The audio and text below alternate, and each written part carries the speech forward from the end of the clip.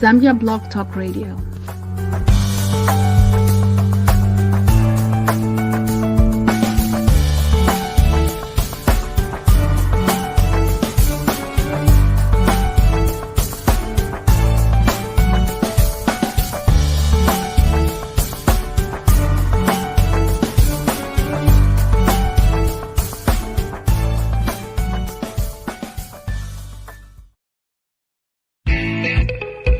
Do you want to promote your business on Zambia Blog Talk Radio?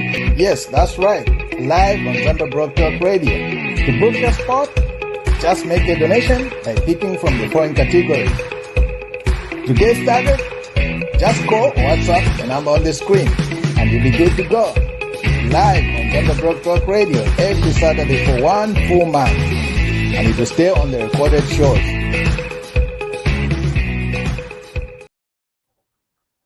Hello, everybody. Welcome to the show. It is April 23rd, 2022. Okay. I almost mixed my words there. Thank you for joining us from wherever you're watching us from. Please tell a friend that we are on the air and encourage them to tune in. We have a great show for you today. A lot of stuff going on in Zambia. You would almost think that the nation there's nothing else going on with all the stuff and the headlines and everything else. So I want to encourage you to just tune in and stay back, relax. Don't forget to tell a friend that ZBTR is on the air. Let me welcome my guests here. Hi, Miss Mwewa. Hello, Good afternoon. How are you doing today? Good afternoon, thank you. I'm excellent. Are you ready for this? Doing?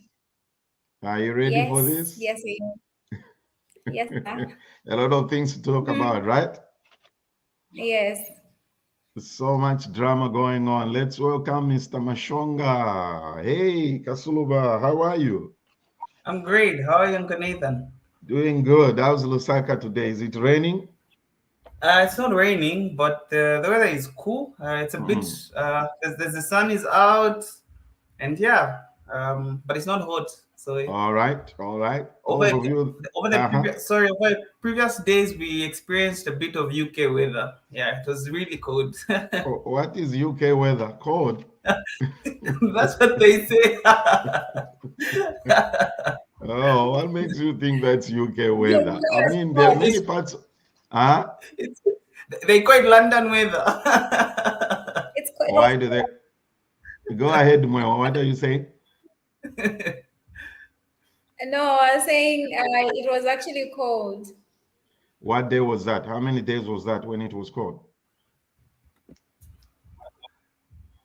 Actually, almost the entire week. I think 3 to 4 days. Right, and I'm actually told there are some parts of the country in the southern province that were colder than Lusaka. Okay. So that's London weather. I like that. Welcome to the headlines, everybody. We're just having a little chat here as we encourage each one of you just to, to welcome everybody. Good morning, Dr. Musanje. Thank you for joining us. Please encourage a friend to tune in, to log in, and to be with us. Just let us know where you're watching us from so that we can know where everybody is joining us from. You see, then here's the interesting thing. The reason we decided that we do this and we called it the headlines is like there's so much drama going on. You almost think that the nation is in turmoil.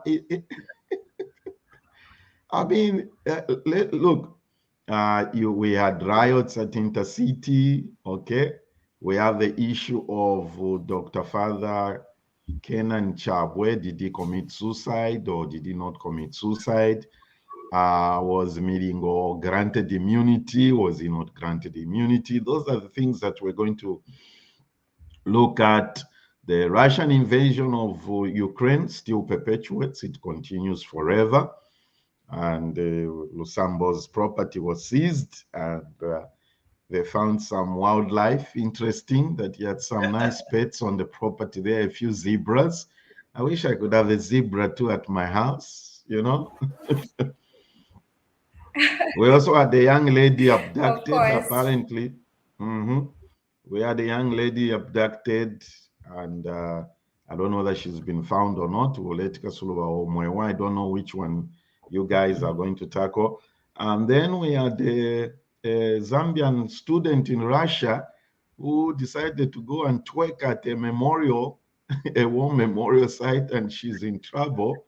So all those things, and then finally, but there are so many things, and the HH visits his mother in Southern Province, and we have some interesting stuff to talk about and address there. We shall see what happens, and the interesting things, a lot of things that we're going to be discussing. Okay, Mr. Mashola, you want to go first? What headlines are you covering, sir? Please, the floor is yours. All right, hear it. Let's go. Thank you so much. Good morning, good afternoon, good evening, depending upon where you're hearing us from again. So I would like us to actually start with one of the points that was raised by Uncle Nathan because it's very important. The Zambian student in Russia who was twerking at the memorial. That was quite intriguing. And what put her in trouble from what we have read rather, and is that it was because of the caption. So she went on a memorial where is it soldiers that have died or warriors that have been buried there, and she put a caption to say dancing for the dead. I hope they rest well. So that really Wow. yeah yeah, so it wasn't really just about the twerking or the dancing, but what she wrote, which was found to be very offensive. They're calling is it narcissism or something? Yeah, which Mm-hmm. is a crime that if she were to be jailed, she could actually go behind bars for 3 years. Yeah, as reported by Russian media. It's quite unfortunate because this is a 21 girl. She's really young. She's a young lady pursuing her studies, and then at the thick of things finds herself in such a situation. You can only imagine what the family is thinking and going through, if at all they Mm. are just here in Zambia. Yeah, so there's that case. She's still being investigated. A clip was published by the media, Russian media, where she was being interrogated, of which she apologized, and she explained to say nothing malicious was aimed or intended. She actually didn't know what she was doing. Yeah, and the Zambian government also got to accept to say they are aware, the embassy, they're aware of what was going on. And we just hope the best comes out of the whole situation. So, yeah, that's the first headline we have. The second issue, actually, to our viewers, is that in Zambia, yesterday, there were riots. Um, it is we don't know how true it is, but what is being reported is that the cadres from Mm. Intercity were actually rioting. One of the causes being that there's someone working with one of the buses, the buses in Intercity that actually just didn't want them. So he alarmed the situation by doing something of which they were now upset because some members of the Intercity, owners of the buses and things like that, do not want the cadres in there. Lately, there's been complaints to say the previous regime PF was booted out because of this cadre behavior, this Mm-hmm. cadreism, because you find that bus drivers will pay, let's say, 40, and then again they're supposed to pay another amount to the council. Then again, so there are all these monies that they're paying when in actual sense they're just supposed to pay. Once they pay and they are charged for lining up and things like that, that's it. So then now they're claiming to say, how do we make profits if we keep on paying monies to individuals and this money is not even going to the council? Mm. But then PF was booted out, UPND comes in, and this behavior is still in there. So one of all these issues are going on. And so yesterday there were some riots in town, and some roads were blocked off. Tires were actually set ablaze to just block roads here and there. By the end of the day, fortunately, the issue had calmed down. The situation came back to normal, and hopefully there's peace again. So hopefully they resolve this issue. If and the government could even actually intervene. So that's one of the issues. Okay, And also, before you, let's go back to the first one that you raised. Zambian student twerking in Russia. I hope that's the right spelling of the word twerking there. There's something that you have pointed out, which what do you call it? Which I wasn't aware about. I didn't really read much of the story. You said, what did she write on her post? She said, dancing for the dead. I may have paraphrased, but she says, dancing for the dead. I hope they rest well. So okay. That's what she wrote on her Instagram. Yeah. Yeah. So Okay, it's not. So it's not as though she wasn't aware that that was a memorial. It means that she knew very well. Yeah. Where it's like basically by her writing that, she's confirming that she knew exactly where she was, right? That's the point. And that's what has landed her in trouble, actually. Yes, because she knew exactly where she was. Yes. And then you said that they posted a video. The Russian government posted a video. Yes, so they posted the video. The Russian government posted a video that was showing her being interrogated, where she was just apologizing. Yeah.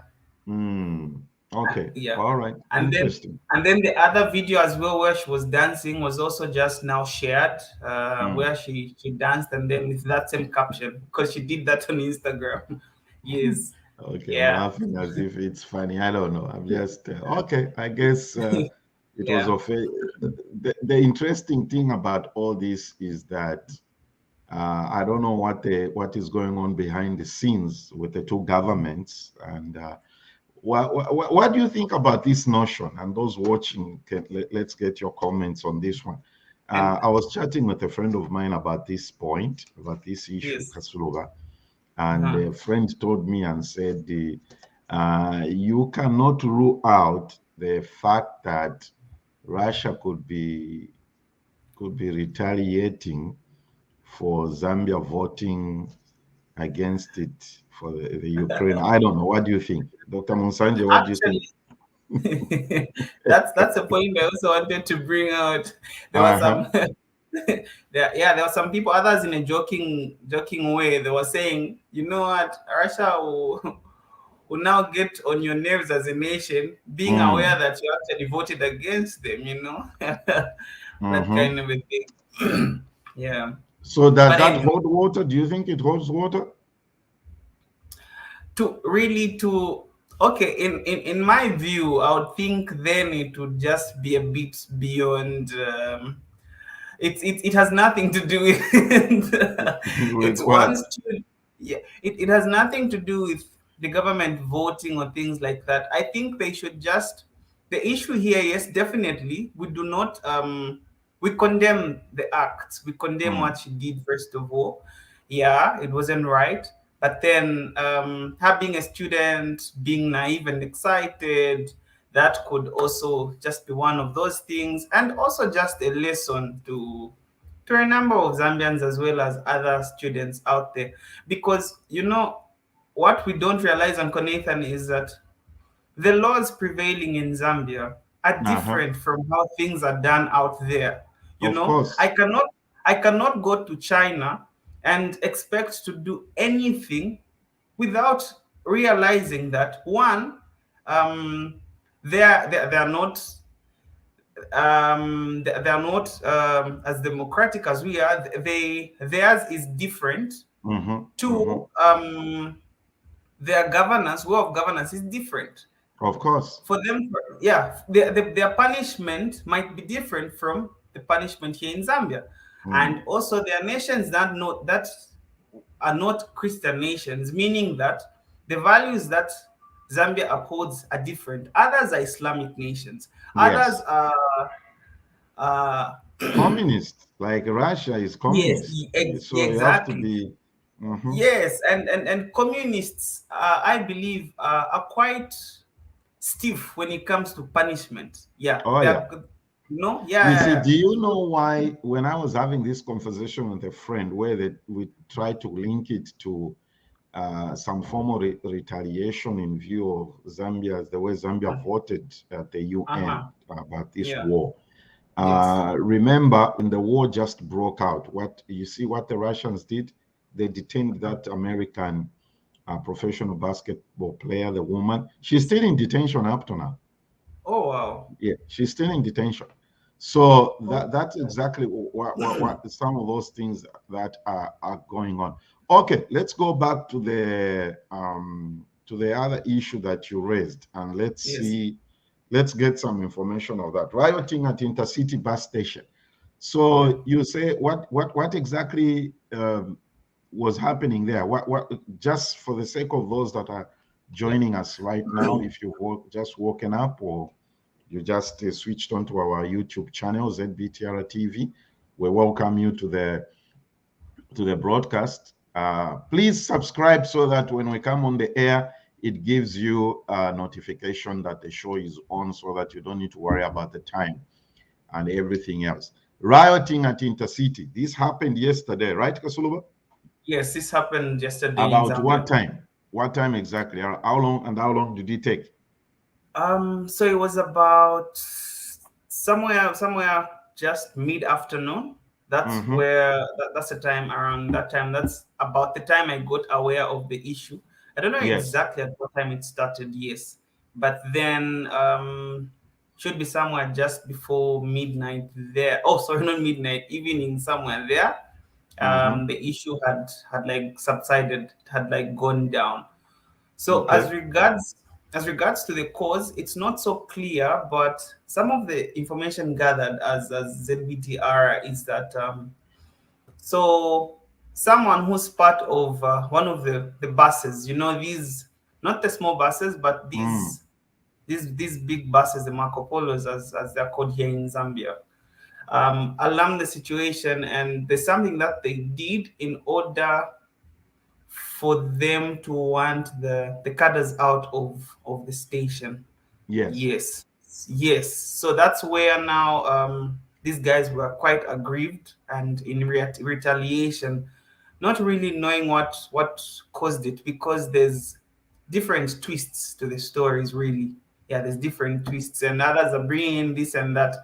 But as regards the cadre issue, the Mm-hmm. complaint, like had been mentioned earlier, by the people that operate from, let's say, Intercity and these other stations in Lusaka. The complaint has been that under PF, we also how cadres more or less like ran this nation, Uncle Nathan. Yes, Yeah, yes. they were powerful. Others could they even in these in the markets and all, they ran the show. Not even mentioning them going on media and just flaunting the cash that they had. That's how Yes. powerful they were. So now, yeah, so one of the major downfall of actually the PF was that they couldn't contain the cadre situation. But Okay. then in the new era, the new regime, Zambians were promised in a way to say this will be a thing of the past once the UPND is voted into power. But then now there are reports that are coming in, especially those that are operating from the stations in the markets. They're saying these guys are still there. These guys are still collecting money. They are still terrorizing bus drivers and other people, the marketeers and all that. Mm-hmm. Yeah, whereby they'll demand for every parking, I think, for these smaller buses, for every load, you as a bus driver, you're required to pay something like a 45 Mm. kwacha. That's Zambian currency.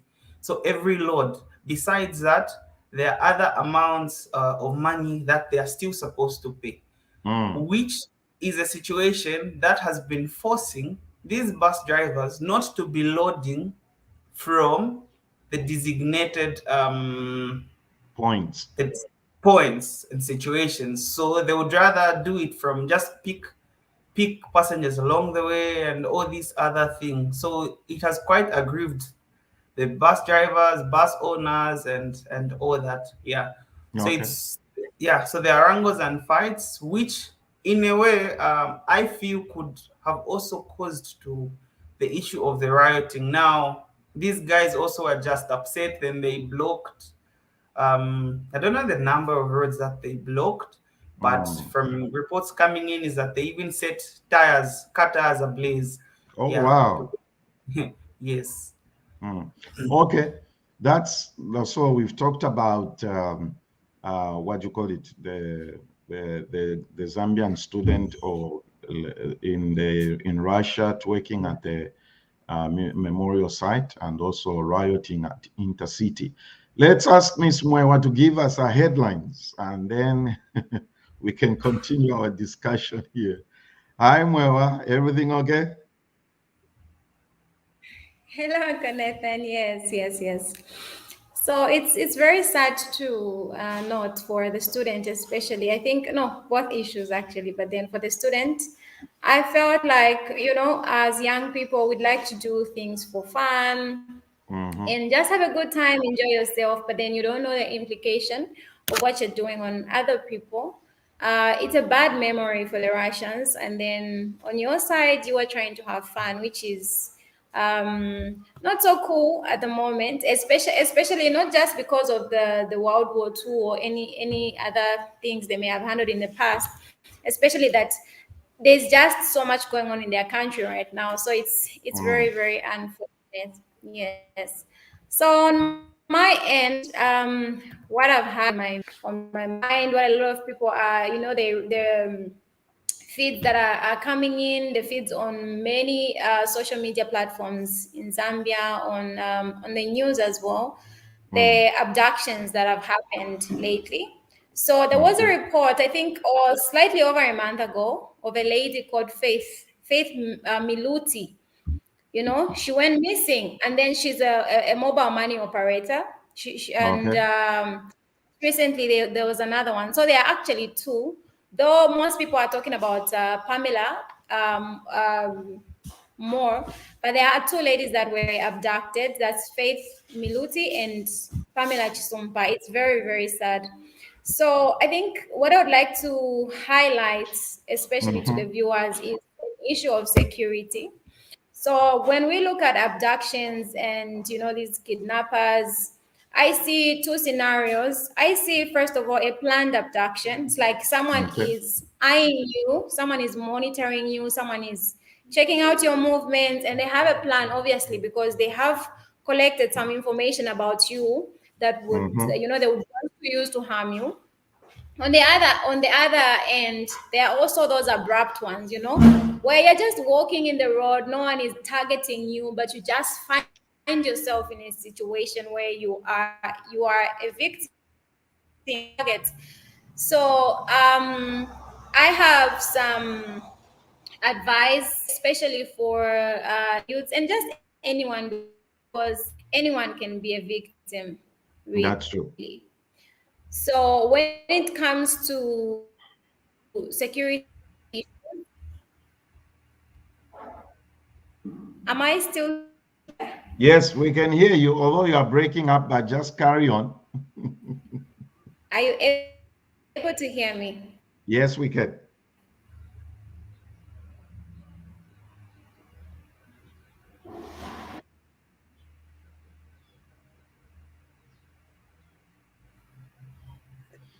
Okay. All Yeah, right. go ahead, Mwewa. Go ahead. So when it comes to the planned ones, I think the abrupt abductions, you may want to push in some security measures, but for the planned one where people are telling you, yes. So Now, I feel that mhm. we are supposed to, keep our locations very private. You keep your location private and you make sure that when you go to a place, you don't make a lot of posts on social media showing people where you are, showing people what you're doing, showing people too many times, especially if you know you may be a target.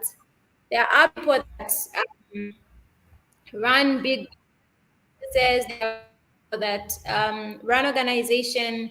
Lots of people that you may not have done anything to anyone, but then they are just eyeing you because they would want to steal from you or because they would want to harm you.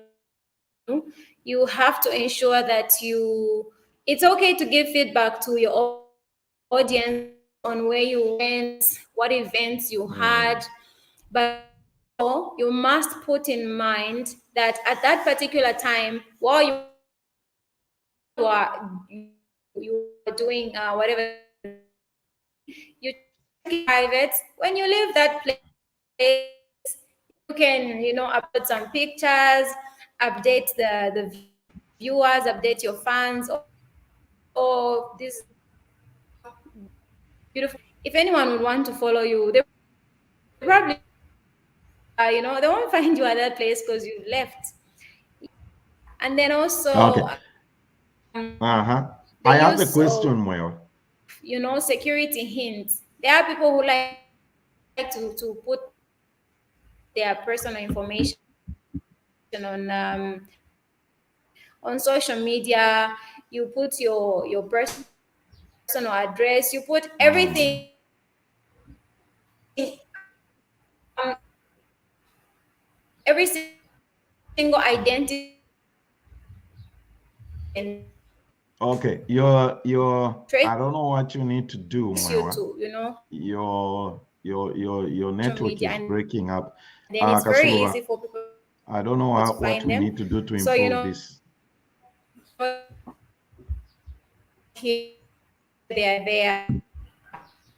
And then if you want to reach them, if you Okay. want to reach them, use these contacts like that.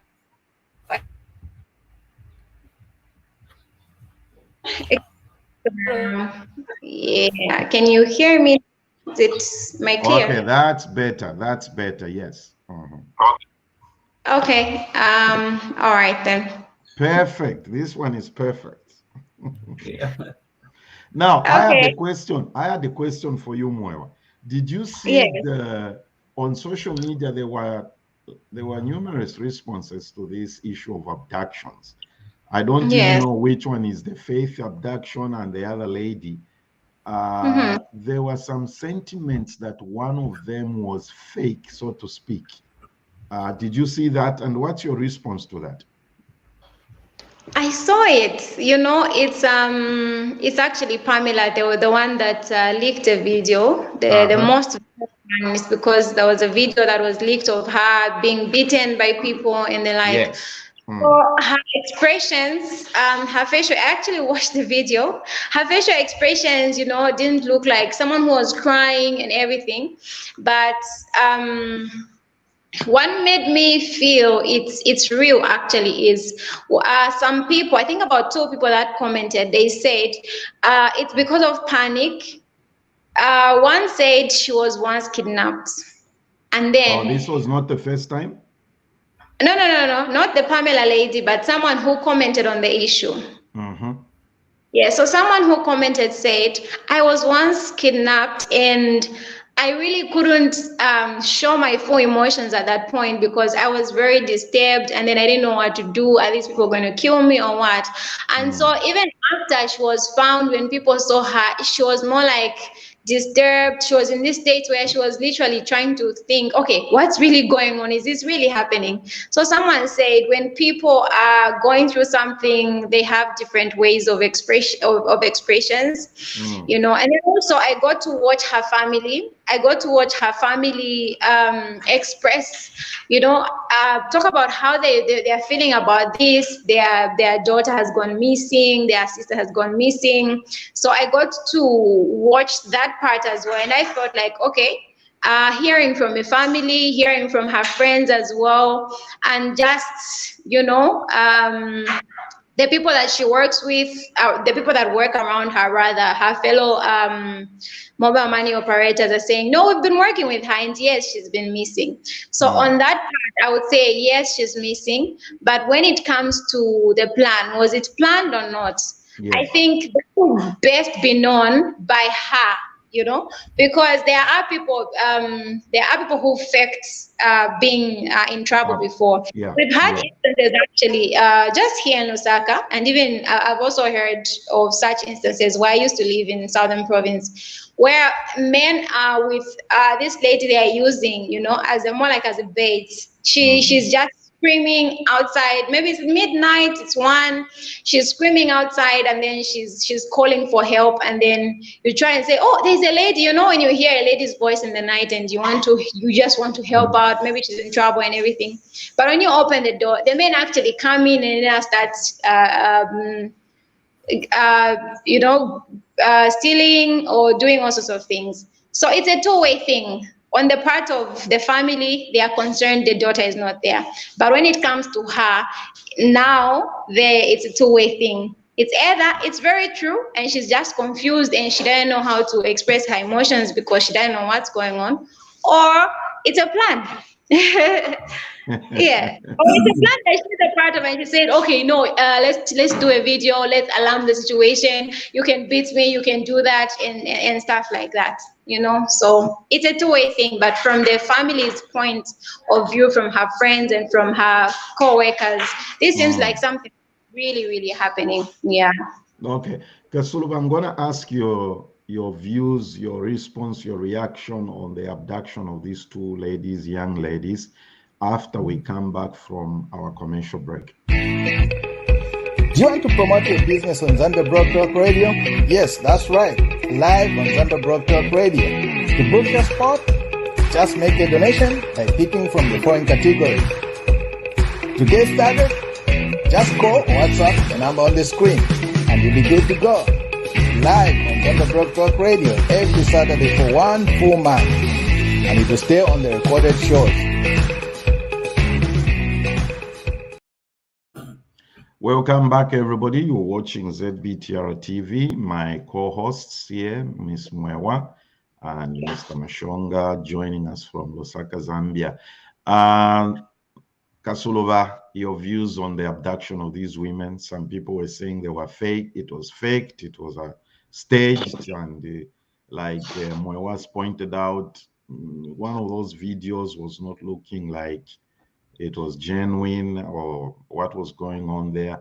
And by the way, has the police made any statement, or what's the situation? So first, give us your position on the abductions and then tell us if the police has made any statement. Okay, so firstly, it's quite alarming when it comes to these abductions. It's really alarming knowing Zambia to have been a peaceful nation and crime-free nation in a way. Quite sad, because there's abductions on one hand and also just general theft on the other hand, break-ins and loss of property and things like that, which should never be the case. When it comes to the issues that Moyo has pointed out, the abductions, for me, really, as regards to whether it's fake or not, I wouldn't want to come in that way, because I was imagining, even as I was hearing, is it the Pamela issue to say, imagine the general public is thinking as though it's fake when it's real. How's the family feeling? How are those close to them feeling? Because I heard people pass this and that, they saw the video and all that, of which I also got to see the video. But that for me, Uncle Nathan, it's about we need to advance as a nation. If there's an individual who's been able to post a video, can't Zikta track that? That's a good one. Where's the video coming from? What mobile device was used to post that video? Because then that's a sign for starters, that's a signal for a start, so that we move aggressively, we get to the root of this, so that if now we get to discover to say this was fake or not, then we'll be able to stop these people. There will be an example. They will stop alarming the situation.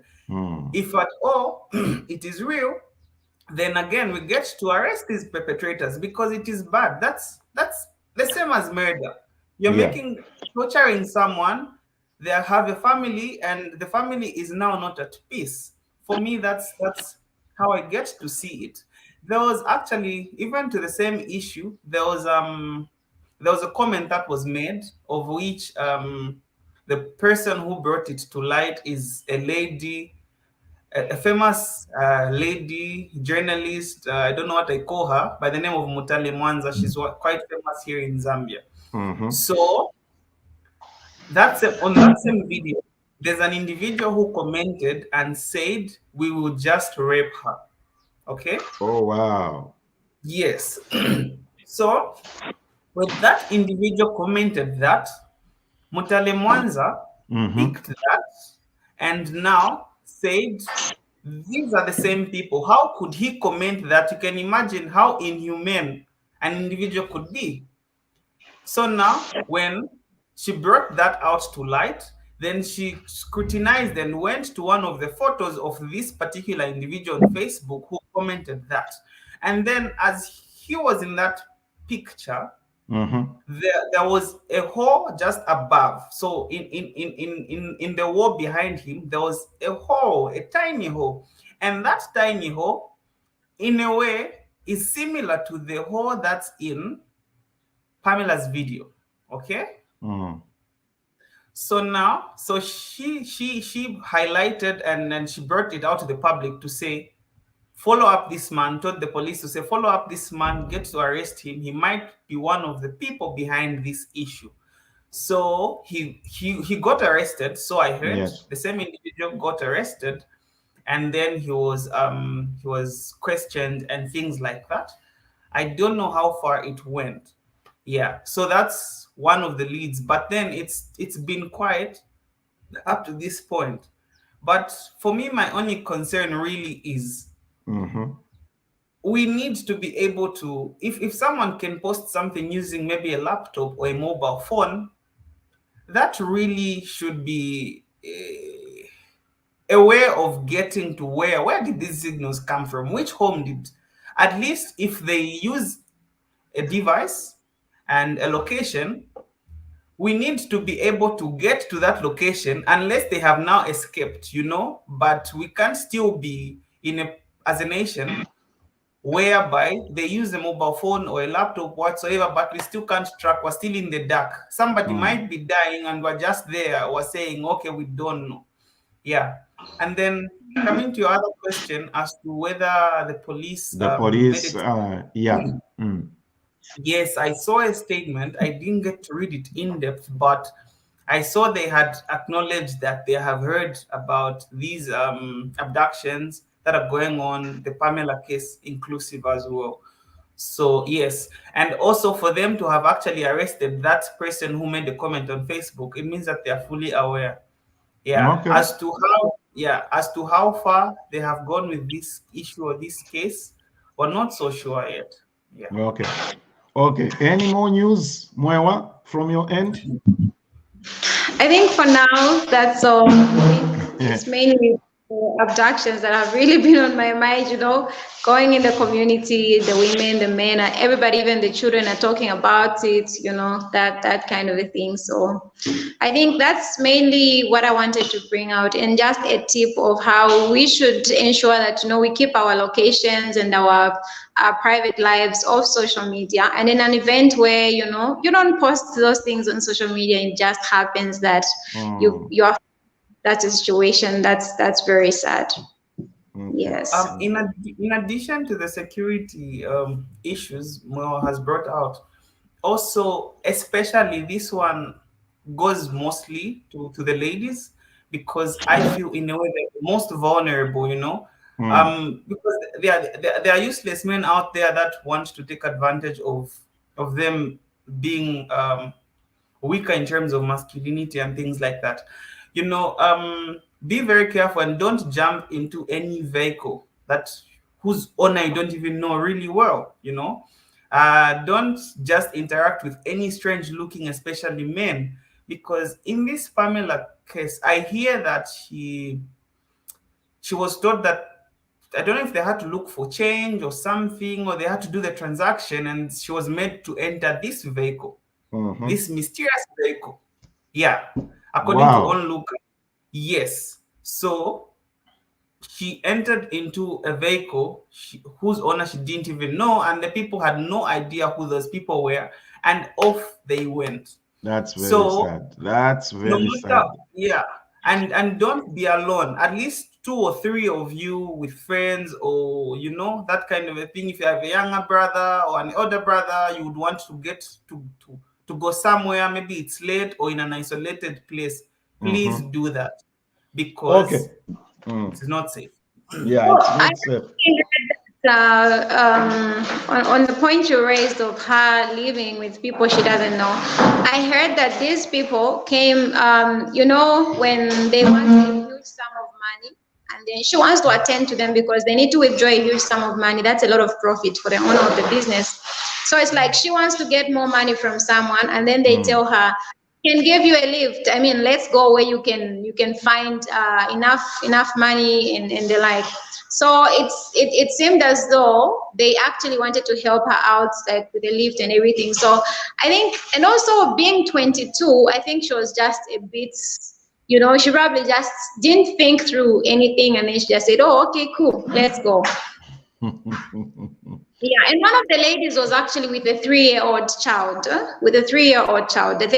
same one, the one that has really gone viral. She was with a 3-year-old child that was found a few days after she went missing, and they had cut off her hair at the back, around the back of her head. Yeah, so the child was also talking and giving some hints. I don't know if it's being a child or what, but the girl was saying, mommy left with someone she used to work with. It's like, you have a neighbor in the booth, they say she went out with the uncle from this booth, So there are a lot of hints that people are giving, but then, like Atula said, our country is a bit, when it comes to finding, when it comes to the use of crime scenes, trying to actually find the victim. Yeah, although there are actually other issues that are, being found, like, oh, they found this money, this, that, but then other issues are not really being addressed, Interesting. Yeah. Now, let's quickly jump to one issue here. Did Father Kenan Chabewa commit suicide or not? What's the situation? I believe the police made a statement about this, right? Yep. Yes. So I'll go first. According to what was published, yes. Most writers, or most information, is pointing the fact that he actually did commit suicide, except for one story I read, which said that as he was cleaning his gun, he shot himself without knowing. But most information is pointing to the fact that he did commit suicide. The thing is, the question I have heard about this, I don't know what statement the police have made, is, did somebody see him cleaning the gun? How can you say he was cleaning the gun? Did you see him clean the gun? Exactly. Okay,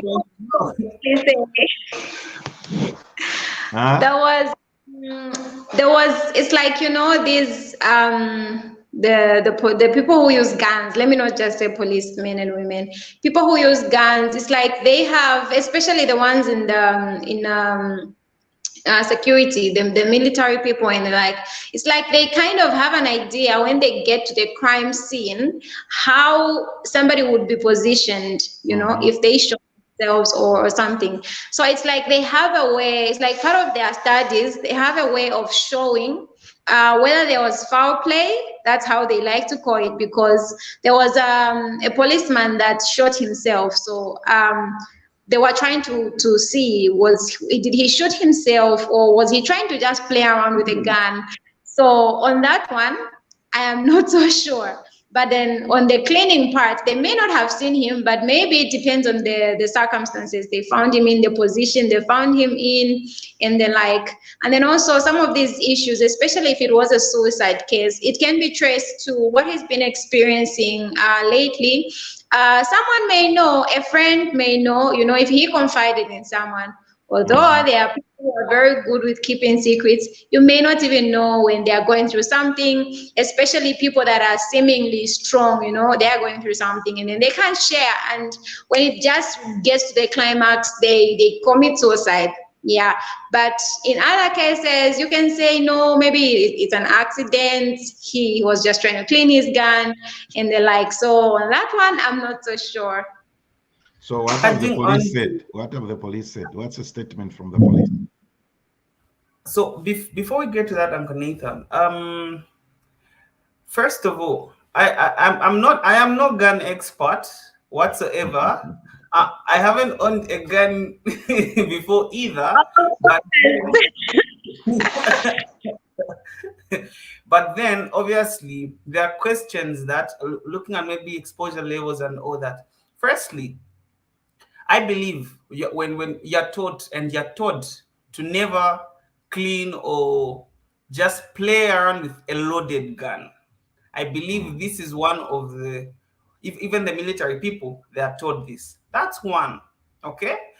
Two, so the question is, so why was he with a loaded gun? That's one. Then two, Uncle Nathan, is a gun, in as much as it's loaded, it doesn't shoot itself. So it depends upon what gun it is, because before you pull the trigger, if it's a pistol, there's, I don't know what you call that, on the back or on the tail, you pull it, then you pull the trigger. So now, for me, who's a layman, I'm going to be asking to say, how did the accident happen for all those things to happen and be in place for a mistake, So whoever is going to address and say that, they would need to explain to say, okay, if you found the body, like Mo is saying, positioned in this way because he shot himself in the head, or the head was this way, how could it have happened that he just accidentally shot himself? That's only on one hand. On the other hand, if at all he did shoot himself accidentally, then it's a lesson to other individuals that own guns, that have guns, because it might not be the owner of the gun, it might be the child. If the gun has been left carelessly, just the kid comes and gets the gun, it's loaded. If people are keeping guns loaded in their homes, we're going to lose more lives. Yeah. Okay. But yeah. So what did the police say? What statement did the police make? I've just seen. So I'm reading something here where the police were actually confirming. It's a ZNBC post written by, So the one that wrote this article is Patricia Mapiki, saying this Catholic father has committed suicide by shooting himself in the head in unclear circumstances in Namwala district. And then they are also saying the Southern Province Deputy Police Commissioner Alfred Nawa confirmed in a telephone interview that the incident had actually happened at the parish house. And he also explained that the matter was reported to the police by another Catholic priest, Father Patrick Kambombi, of the same parish. And then he said that Father Chibawe had earlier convened a meeting with the same father and another church leader at the parish house to review the Easter celebration. So it's like they even had a meeting where they were reviewing the Easter celebrations earlier. So Mr. Nawa added that during the meeting, Father Chibawe excused himself after receiving a phone call from an unknown person. Then he said, after 20 minutes, Father Kambombi, with other church leaders, heard a gunshot from Father Chibawe's room, And upon checking, they found him lying in a pool of blood with a gun beside his body. So it's like they're having a meeting, with another Catholic father and the leaders, just doing a review of Easter. And after the phone call, they hear a gunshot. So it's like now people are around, and then they just hear you excuse yourself, and then there's a gunshot. So I think this is where it comes in to say this may have actually been a suicide case. Maybe he got some news that was unexpected, and then he probably felt like, when you receive some news that's really bad, it's like people want to react. Now, what is the closest thing that you're going to do? For people that want to harm themselves, it's like you're trying to think, what am I going to do? And then one of the first thoughts that can come to someone's mind is, am I going to sort this one out? Then they feel like the issue is bigger. I think that's a case where he became maybe anxious, and then he feels like this issue may be bigger than I would, sort out. And then he just feels like, I can't do this. So I think from this article here, let me just read the last line. It says, and the Catholic Diocese of Monze Apostolic Administrator, Father Francis, has also confirmed the death of this father in a statement that they gave to ZNBC News. So clearly there were people around him when this happened. So it may have just been something he received via the phone call, and maybe only the person that called him may have something. Okay. Yeah, I'd like to say something over what Moa has said. So firstly, this is a confirmation to say it was a suicide case. Secondly, you've rightly said he might have received something shocking. But for people that have attempted suicide, or mental health experts, they have said that usually when one succeeds at suicide, it might not be the first time, meaning that the thought would have started way back. Very true. There could have been issues that could have been going on and pending, and being such a person who's a leader, who's a church leader, it could have been maybe something that's troubled him over a long time, and then they're like, how will I be perceived after this? How will I be able to stand? Maybe it could have been something shameful. So for me, I'm just thinking, and then I'm like, it may have been something that would have been thought about for quite some time, and then maybe whatever happened now could have just triggered to say, you know what, there's no way out of the situation that I have been in, which is really sad. Okay, let's move on. 2 more items before we end today's show. Here we go. Immunity or no immunity for Milingo? What's the story here? Kasuluva, you told me you had something to say about this. So firstly, again, Uncle Nathan, we're going back to the former regime PF. One of the other reasons they were booted out was that they were deemed to be corrupt, right? Yeah. All the 48 houses and all the money that tender tracks. Yes, all the money of things. All the money that were being flown around. And then the Zambians rose and said to say, we have identified a number of corrupt leaders. We want them to be brought to book. And the new regime assured the Zambians to say, we shall not let any corrupt actions or practices go scot-free. So whoever is found wanting, they have to be tried in line with the crime they may have committed. Now we go back to Milingo, liquidator, KCM, another controversial issue under the PF regime. What is controversial about this for somebody who might not know, who's hearing the name Milingo for the first time? Can you explain who is Milingo? So Milingo, what's his first name again? He's a lawyer by profession, and he was appointed as liquidator for KCM. So a liquidator by the PF regime. Yes, by the PF regime. So a liquidator is an individual that is just going to be in charge of a selling of assets for a company. Okay. So yes, so they're going to sell the assets, and in order to just bring the company to an end. So all the assets that the company had, all the properties and things like that are going to be sold. Yeah. So that's the role that Milingo played. So yeah.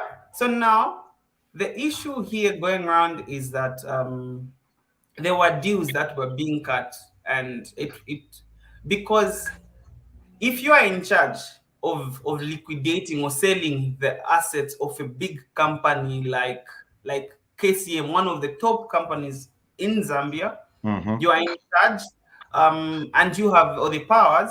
It's possible to do certain things dubiously in order. Mind you, I'm not accusing anyone for the record. I'm just trying to bring all sides of the coin here because you hold the power. Okay, I hope the viewers get my point. You hold the power, so you can do things the right way. It's also easy to do things in a way that's not straightforward because you hold the powers. But then now the case here is that he was accused of doing things not in the right way, in quite a corrupt way. I think there's a case of about, is it 1.2 billion, if I'm not mistaken? Yeah. What I think 1.2 billion kwacha, Yeah. yeah, is the issue in question here.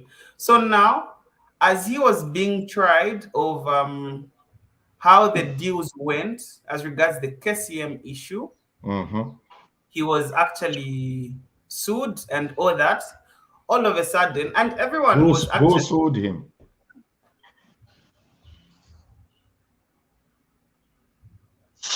Who sued him? was it, wait a minute, wasn't it the anti-corruption? Okay. Yeah, should have been the anti-corruption, really.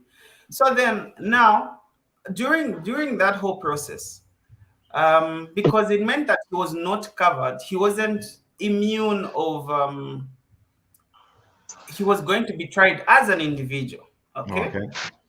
Yes, at that point.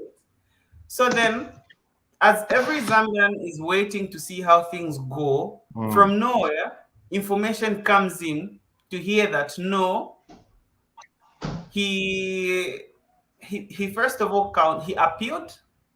Okay, he appealed. Was it in the Concord? Where instead But of then, going to the High Court, so other people would have needed a lawyer in this case for Nathan, because other people are saying he needed to appeal through the High Court and not the channel he took. So there, the next thing is we're seeing a document where he signed and he's been granted immunity. So the question is now, who granted him immunity? So there's information, yes, there's information and some audios that are going on whereby they are saying he actually went to State House. And State House has said it didn't happen. The president was in Southern Province visiting the mother, and he issued a statement. So yes, so before that, Uncle Nathan, so now the Zambians were very upset. People started believing to say, how could State House do this? Okay, how could they jump all the procedures, and how could they? Because they are not the judiciary, they are the legislature. They have nothing to do with granting of immunity. They are the executive. Yes. Oh, they are the executive. Yes. They have nothing to do with granting of immunity and things like that. So then now people start saying, at the end of the day, it's the same things. It's just another corrupt regime. The Minister of Justice comes in. He's the first one that came in to issue a statement and to just denounce all the claims that were there, to say there wasn't any such a thing that was done. Okay. Then, yes. Now, here's the thing. Like I told you behind the scenes before we started this show. Yes. Well, I don't know whether you have seen this. Apparently, is Mr. Milingo, Mr. Sakuiva Sikota's client, Mr. Sakwiva Sikot has issued a statement that our client did go to State House. Where do things stand as we speak?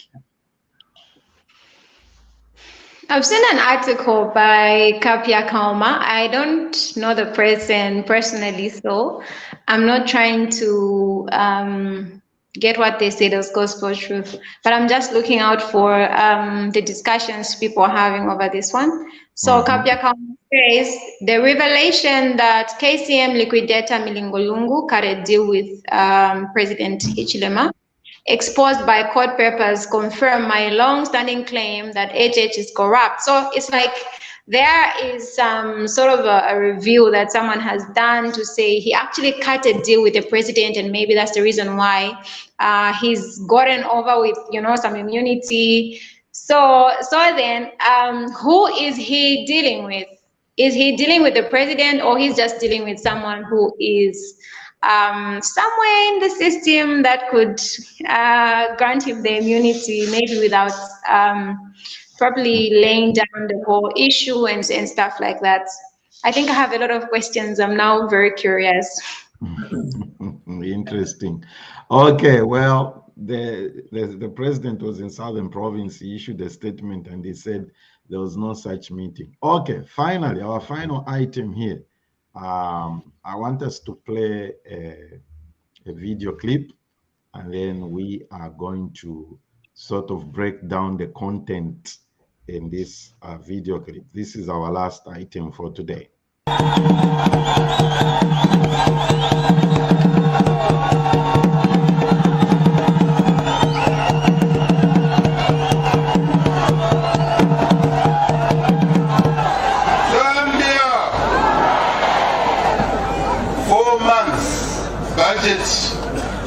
January, 4 months, January, February, March, April. Bana banjira chikolo chonse. Ununga yabujende. Ununga yabujende. Amuli taime ahonga yabujende. We know, first time in the history of this country, 4 months under our budget, this year alone, we are employing tulabigaba maibali 30,000. Ununga yabujende.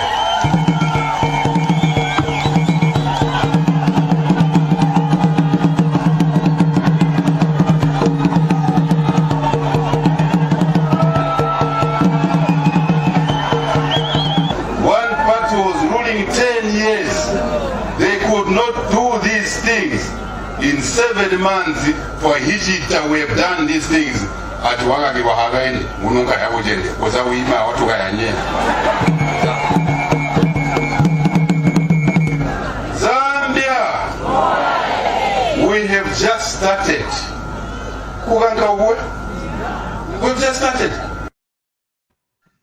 Okay, that was President HH when he went to visit his mother in Southern Province. Apparently, he also addressed a public rally there and outlining their successes in 7 months, according to him.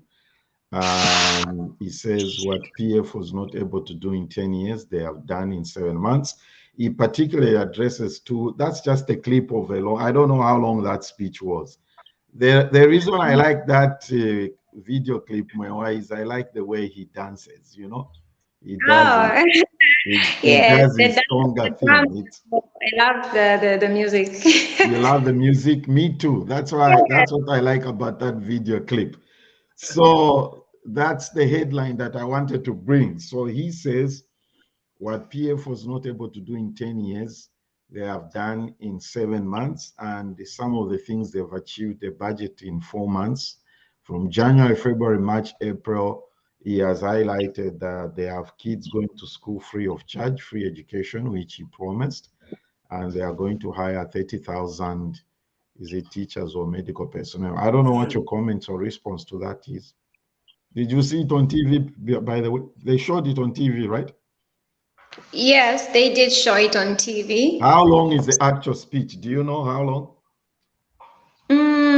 No, but I may have to look it up, and then maybe I can send you a link or something. Yeah, Maybe I like the moves. The president has got moves, you know.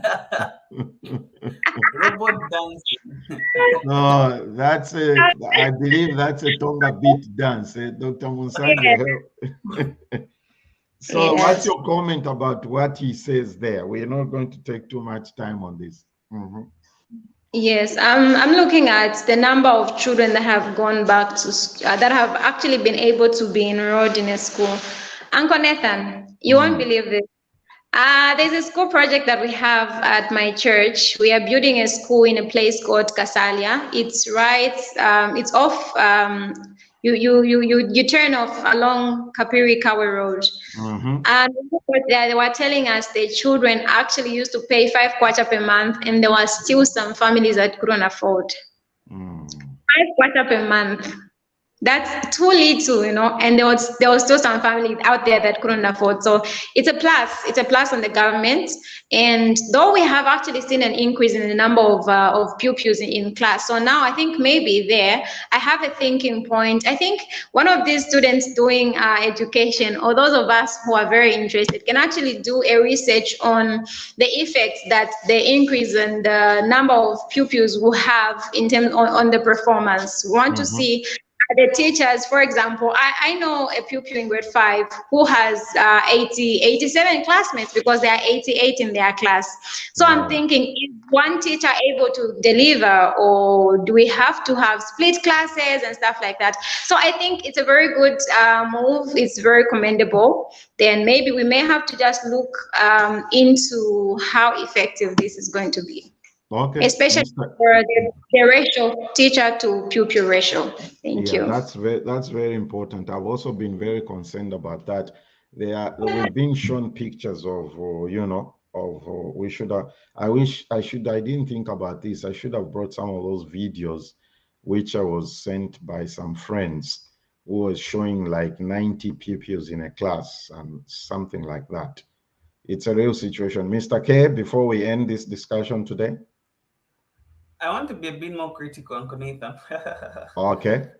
Yeah. So firstly, one of the reasons why this regime was put into power was to ensure that corruption is at 0.00. I want to take us back to the Milengo case a bit, then we move to this one. So I am looking forward to, because the president mentioned that he's going to give a press statement on the 25th, which is on Monday here in Zambia, concerning a number of issues affecting the nation, which I believe the Milingo case is one of them, because State House said we did not grant, even the president himself said, we did not grant anyone immunity. Yes, he did say so that one is very much looked forward. We're very much looking forward to it as a nation, and we see how we move from there. Secondly, yes, in as much as Uncle Nathan, it's very important for a nation to recruit health personnel, teachers, and all that. It shouldn't really be a point of joy to say during this period we have outdone the other regime. It goes back to what Mwewa said, to say, okay, what's going to be the outcome? Is it going to be worse than before? Okay, what's the benefit on the pupils? Okay, we're going to enroll so much. What's going to be the outcome? There's one economist who actually wrote to say, a government shouldn't really pride themselves in, say, we are recruiting 100,000 teachers or health personnel, because at the end of the day, it is still the national resources, because those being civil servants, they are on government payroll. It is the same budget that's being strained if the government is not careful. I hope you get my point. Yes, so it's like the government rejoicing. Remember, most Zambians were critical and criticizing the PF regime to say, do not rejoice to say infrastructure, bridges, schools. The money that's being spent is borrowed funds, and we do not have avenues that are regenerating this money. So at the end of the day, we're becoming worse. So if the New Dawn, yes, we commend them for employing the unemployed individuals, but then where's the money to pay these people that are being recruited going to come from? Okay. The numbers. They said the IMF signed off on that. Did you hear that part? Uncle Nathan, again, that's that's an issue in itself, because we need, as a nation, the government now needs to start saying we have we have industrialized the nation. More industries, more homegrown income, you know. So at that point, then start comparing to say, in the 4 months we have generated so much money, or in the 7 months or in the 8 months we have generated so much income. That beats the entire 10 years of the PF government in regime. If we're making such a comparison, then now the Zambians are going to be like, oh, okay, yes, we are now becoming self-sufficient, self-reliant. We're cutting down on debt because that's a concern. So yes, we commend the 30,000, but where are we going? Okay. Yeah. So are you trying to imply, I don't know whether you want to rebut or anything here, are you trying to imply by saying where are we going, there's no sense of direction from this government? Is that what you're saying? No. So where I want to see is this period, for me, I'm not satisfied. I will not commend them to say you have done this and you have achieved this in comparison to what, like in 10 years, the previous regime couldn't do what you have done. So now, for me, the issue is, okay, fine. You have recruited 30,000 teachers, right? So where the money is, because they're on government payroll. So we shouldn't be borrowing in order to pay these, because then we're digging our own grave as a nation. There's no difference. So now, yes, we have recruited so much. The next step is industrialization. Industrialization, homegrown income, then now, and also improve the schools and educational, the learning conditions of the pupils. Then there now, I'm going to be happy as an individual. Okay, have you seen what Ms. Nasilele, I don't know whether you want to comment or respond to what Kasuluba is saying. Ms. Nasilele says, I think statistics is important to have for history purposes. I'm actually with Kasuluba. I'm also looking at the sustainability. Yes, it's a good thing to have all the teachers in employment. It's a good thing to have everything going on. But then, how sustainable is it in the long run, especially on the completely, scratching off the tuition fees? So I'm thinking about sustainability as well. Yes, I would like. So my question would be, those of us like me who grew up during Kaunda time when there was free education, how did that happen?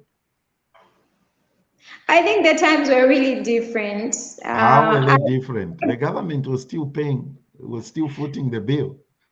Yes, I would like to look at the rate of, in terms of the loans, the debts rather than the loan, but the debts, looking at the debts. I would like to actually study. I haven't studied it as yet, but I'm just thinking, looking at what was the rates, how was the debt like then compared to now, and then also the population, because we're also looking at the population density. Like, how many more people do we have plus those times? How many more Zambia had just gained its independence, and I don't think corruption was as high as it is now, because now we are happy as a nation to attain independence, and then we don't want to mess anything up. So it may have been a more perfect system than we have currently. You see, here is my thing about this before you come in, Kasuluba. We're going to conclude here. My thing is that the governments that have come, MMD, PF, and now we have UPND, you see, they are doing things the other way around, okay? Apart from what KK built, the infrastructure of schools, I think MMD built a little few more schools. We have not developed infrastructure in line with population growth. You understand that? African countries are not very good at doing that. True. Okay, so you want to increase the number of members of parliament because all the country has grown, the nation has grown, but you are not looking at, you see how confused our reasoning is? You want to increase the number of members of parliament, but you're not looking at infrastructure. Okay, that's why I will say to Ms. Nasilere's point, statistics, to say, you see, this is where we are, population growth, like you have said. When I went to school, we were not 60 or 50 in class. We were 35 or 40. Yes. How did that happen? I didn't go to a private school. I went to a government school. Wow. We were not 90 in class. No. Team government. I didn't even sit on a desk with 4 people. It was 2. The desks that we had, 2 people per desk. We were not 90 in class. So what did they do right then? Which now, you see, the problem is we want to do by-elections, all this foolishness going on. That's my we are more, you want to buy the MPs new cars, you want to do all these. Why not build another school? Just close to wherever there is another school, build another school.